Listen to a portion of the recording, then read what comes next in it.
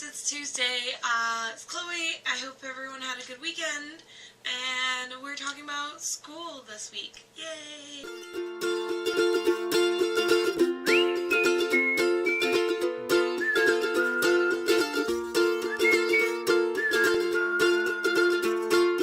So I'm following a similar format as Paul, just sort of doing a quick one-take kind of edited together little explanation about my school experience. I had a little bit different one than I guess what some people would have. I started school like after preschool and stuff. I started kindergarten to grade 2 actually at a private school.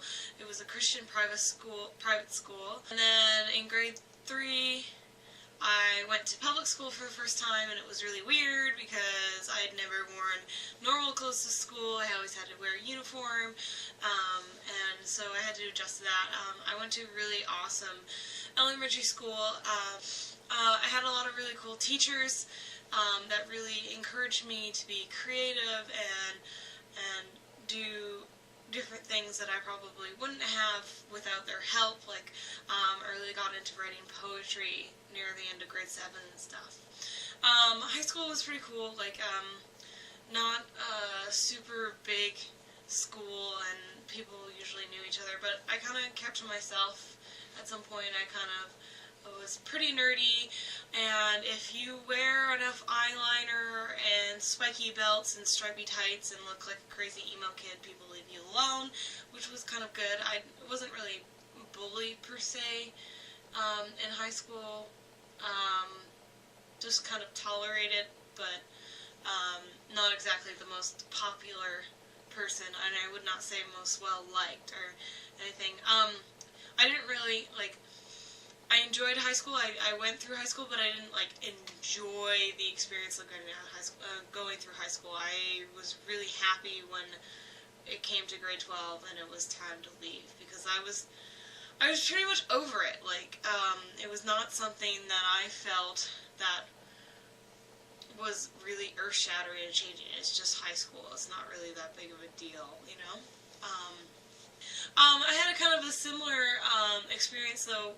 Paul said that he did reenactments in his high school, and we didn't do any. It wasn't like a school-sponsored thing, but I had a bunch of friends, and we used to dress up in like capes and tunics and fake swords, and we went to the park and we would do what we called LARPing, which stands for live action role playing. Basically, it's like live action D&D in a lot of ways, except with no dice. That was really fun until people started throwing firecrackers at us in the park. So I was definitely the emo kid, or the goth kid, or the punk kid, or, you know, nobody ever actually had a definitive label for me, I guess, in any way, but I guess emo would have been the one that people would have used. That's just how it happens. I don't really know what else to tell you guys. Like, I was a good student, I guess. Like, I was like I was on the honor roll for a couple of years. Paul, it was good to see you yesterday. I liked your video. It was very interesting. Your high school experience and sounded really interesting because you had a lot of different cool classes and stuff that you could take, like horticulture. That's rad. We didn't have anything like that at our school. Barbara, your punishment was completed rather successfully, and I think you did a good job, and I totally agree with you on the whole slacktivism thing. It's infuriating for the most part.